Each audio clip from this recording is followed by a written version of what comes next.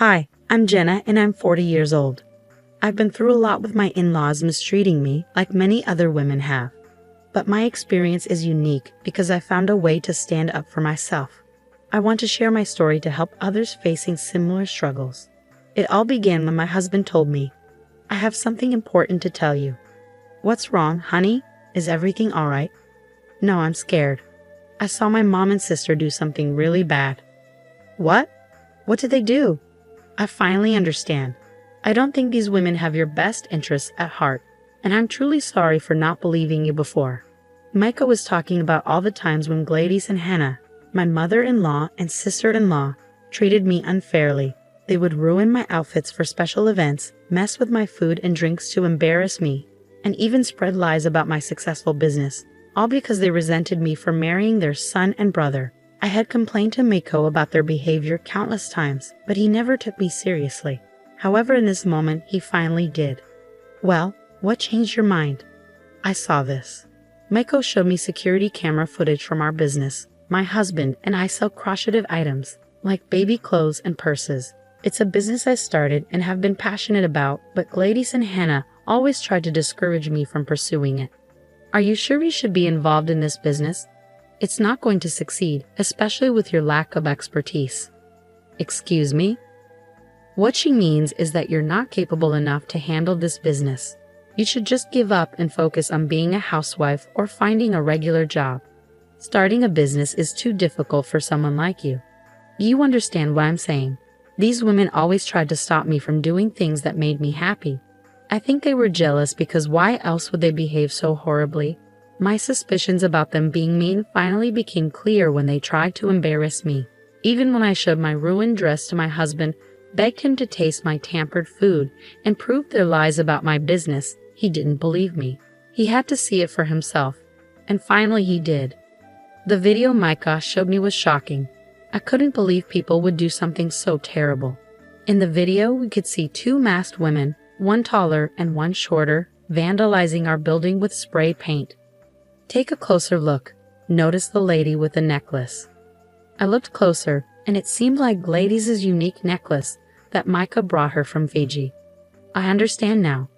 Who else could it be? They look so similar. I believe you now. Tears welled up in my eyes. I felt both angry and hurt because it took him so long to believe me, but I also felt relieved that someone finally understood my struggles. I didn't want to tell him about this because they were his family. I couldn't just speak badly about them or take them to court for the damage they caused. But I did want to get back at them, and I had been thinking about how to do it for a long time. Suddenly, Micah's phone rang, and it was Hannah. "Speak of the devil, right?" He answered and talked to her for a bit. When he hung up, he said, "So Hannah just told me that Uncle Peter is back from his trip, and Mom wants to have a big family gathering since a lot of people are home for the summer." "Okay, when? This weekend?" "Are you going to talk to them about what we saw in the video?" "I want to, but it's hard for me. They're my mother and my sister, you know. But if you want to confront them, I'll support you in any way I can." The weekend arrived and I got to Gladys' house early to help prepare for the big family gathering. Uncle Peter was everyone's favorite, so his return after a long absence would be a special occasion. When we arrived, I noticed that both Hannah and Gladys' attitudes changed from happy and smiling to jealousy and disgust. "Oh, you two are here early." "Yeah, Mom, we wanted to lend a hand. We know there will be a lot of guests today. Aren't you sweet? We're happy to help." As I spoke, Hannah and Gladys both turned their gaze toward me, giving me looks as if I had done something wrong. But they couldn't prove it yet. "Oh, Jenna, it's awful that your lovely business was vandalized like that. I saw it on my way here. Such a tragedy." Absolutely dreadful, indeed. Even a child could sense that these women were up to something sneaky. Despite their outward concern, they seemed unusually cheerful, almost gleeful. I even caught them trying to suppress a laugh. But I had to stay quiet. I didn't want to cause a scene just yet. I was determined to get my revenge at the right time, so for now, I bided my time. I know it's just terrible. We're both wondering who could have done such a thing. Yeah, it was really upsetting to see something we put so much effort into being damaged like that. Right, but don't worry, the police will investigate. The police? Why involve them for such a small crime? It's probably just some kids messing around. No need to make a big deal out of it. Oh, Hannah, it's kind of you to care about these supposed troublemakers, but they should still face consequences for their actions. They knew what they were doing. I agree with Hannah. We all did silly things as teenagers. Let's not dwell on it. Come on, let's focus on getting everything ready for the party. I could sense that they were nervous, trying to brush off the whole incident after asking so many questions about it. Micah and I exchanged a knowing glance and joined in to help with the party preparations. We spent the whole morning and early afternoon setting up, cooking, and cleaning. By 3 p.m., family members started arriving for the reunion. After finishing our tasks and relaxing a bit, Micah pulled me aside. I have something for you. It's a hidden microphone. I want you to wear it. What? Why? What's going on? I'm not strong enough to confront my mother or sister. I'm sorry I'm not as assertive as you want me to be, but maybe this is better. If you expose them, you'll get all the credit. You've always been stronger than me. Wear the mic and approach them. You might uncover something and get justice. I won't stop you. I appreciated Micah's support, even though I wished he would be more confrontational. With that, I put on the mic, hit record, and went to find those two troublemakers. I finally found them talking in the kitchen, deep in a heated discussion. Before I entered, I listened at the door to hear what they were saying. She's on to us, Mom. Did you see the way she looked at us? Stop it, Hannah. You're overreacting. She doesn't know it was us. I swear, Mom, she knows everything. Okay, calm down. Even if she suspects something, what can she do? Micah loves us, and she loves Micah. If she did find out, she'd probably tell him. And then Micah would just brush it off, saying she's imagining things. That's what's been working for us so far, hasn't it? What do you mean? Remember when we ruined her dress before her crush at business pitch? Or when we messed with her food and drink? She told Micah about it. There's no way she didn't share her suspicions with him. But because he loves us, he overlooked it. He'll do the same now. I couldn't stand their villainous conversation any longer, so I burst into the room. Even though I'd been recording everything, I was worried the microphone hadn't picked up enough evidence. I needed to get closer to gather more proof against them for my revenge. Hey, you two, Uncle Peter will be here soon. Do you need help with anything else? Jenna, you scared us. Yes, Jenna, I have a weak heart. Don't startle me like that again. Apparently not weak enough. What did you just say? Oh, it's nothing. Just that you seem pretty energetic for someone your age. Energetic? How so? Well, I could have sworn I saw you doing something active recently. Maybe it was a dream, but I remember seeing you in black clothes, wearing a mask. They paused for a moment, catching on to what I was implying. Bingo. Yeah, I think you were up to something quite serious. What exactly are you implying? I think you know exactly what I mean, Gladys said, closing the door for a more private conversation. What are you trying to suggest? Hannah asked. I'm not trying to suggest anything. Well, we have no idea what you're talking about, so stop now. I'm not sure. Honestly, I think I might have also seen someone else with their face covered, along with the other person doing something illegal. What a shame. I hope they catch those criminals soon. Anyway, Mom, I think we should leave now. Not so fast, Hannah. I want you both to see something. What's that? I then showed them the video footage that Micah had shown me. Oh, you caught the vandals. Well, now that we know who they are, there's no need to look into it any further. Let's just drop the issue. Jenna, you're being unbearable with this. Vandalism happens to other buildings too, you know. Yeah, Jenna, just move on. It's not worth all this fuss. Actually, ladies, I think it is a big deal. I found something interesting in this video. Take a closer look. Both of them leaned in and zoomed in on the phone screen to see what I was talking about. The horror and shock on their faces confirmed all my suspicions. They were the ones who had vandalized my building. I knew it, Mom. Quiet, this doesn't prove anything. Who else has this necklace, ladies? I can't handle it anymore. Okay, it was us.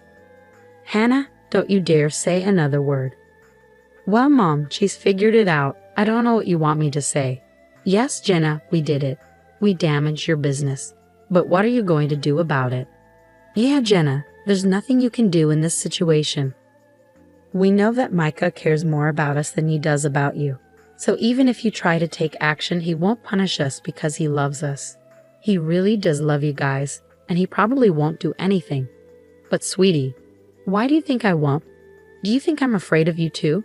You mess with my business, which is like my child. I won't let you off the hook. Gladys and Hannah both tried to grab the phone from me, but thankfully I was faster and managed to escape. Come back here, you foolish girl. Even if you grab the phone, the data's already backed up, so there's no point in fighting me unless you want to worsen your already weak heart. Don't you dare provoke my mom.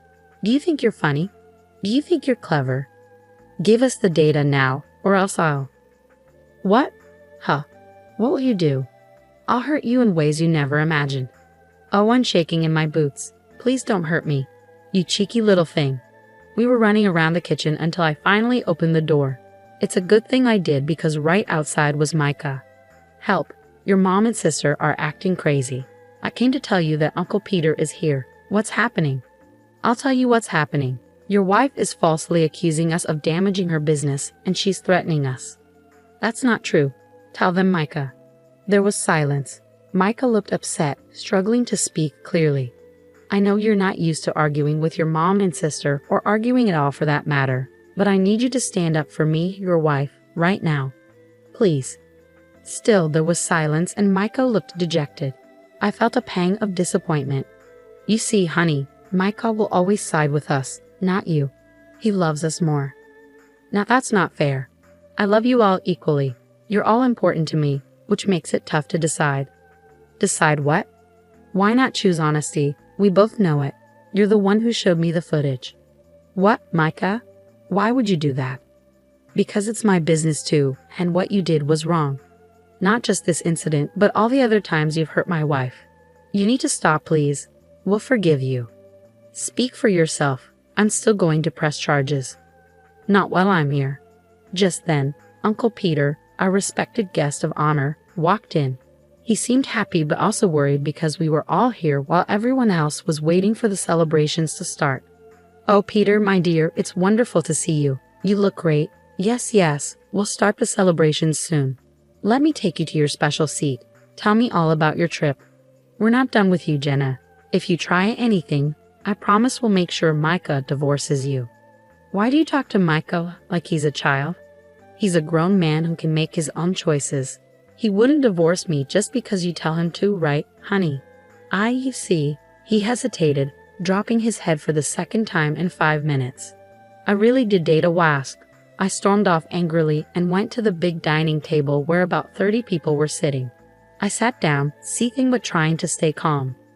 Soon after, Micah and Hannah joined me. But I stayed quiet, even though Micah seemed like he wanted to say something. I was too angry at him. Eventually, Gladys and Uncle Peter arrived, and we all celebrated. Despite the uncomfortable fight earlier, the festivities began. While we were eating, my anger boiled inside me, and I couldn't hold it in any longer. Attention, everyone. I have something important to say. There are 2 people here who have always hated me, who tried to make my life miserable. Some of you might already know, but I'll make sure you all understand. I played the recording from our earlier argument for everyone to hear. People gasped and looked shocked at what they were hearing. Hannah and Gladys were frozen in their seats, denying everything and accusing me of lying. The dinner turned chaotic. I yelled at Gladys and Hannah, and they yelled back. The other adults at the table tried to figure out what was happening. Micah, as usual, stayed silent. That is, until he heard sirens, and then everyone went quiet. The police were on their way to the house. What have you done, you wretch? I'll get you. I didn't do anything. I did. I'm the one who called thee. Mom, Hannah, you need to face the consequences for what you've done. I called the police on you, and they have a warrant for your arrest, because I secretly recorded the conversation that Jenna played for everyone. We've all seen how Mom and Hannah treat Jenna, but none of us said anything, especially me. Jenna is my wife, and from now on, I'm standing by her side because she's been proven right. Mom, Hannah, please cooperate. At that moment, the police entered the house and arrested Gladys, who cursed and yelled as she was taken away. Hannah tried to run but was caught by the police. Both women were embarrassed as they were dragged out of the house. They glared at me, calling me names, and at Micah, accusing him of betrayal. After Hannah and Gladys left, the night continued, albeit a bit awkwardly. We all opened up about how toxic they were. Even Uncle Peter joked that he'd rather be in prison than be around them. We laughed and enjoyed the rest of the family reunion without them. Throughout the night, some family members received calls from a local jail. Knowing it was Hannah and Gladys, some answered and told them they needed to learn a lesson. Others pretended the network was down, and many simply refused to take the calls. Micah and I grew closer after he supported me by calling the police. Hannah and Gladys paid a fine for the damages and are out of jail, but their egos took a hit. When we see them now, they look ashamed and afraid instead of jealous and disgusted, which suits me fine. Revenge has never felt so satisfying.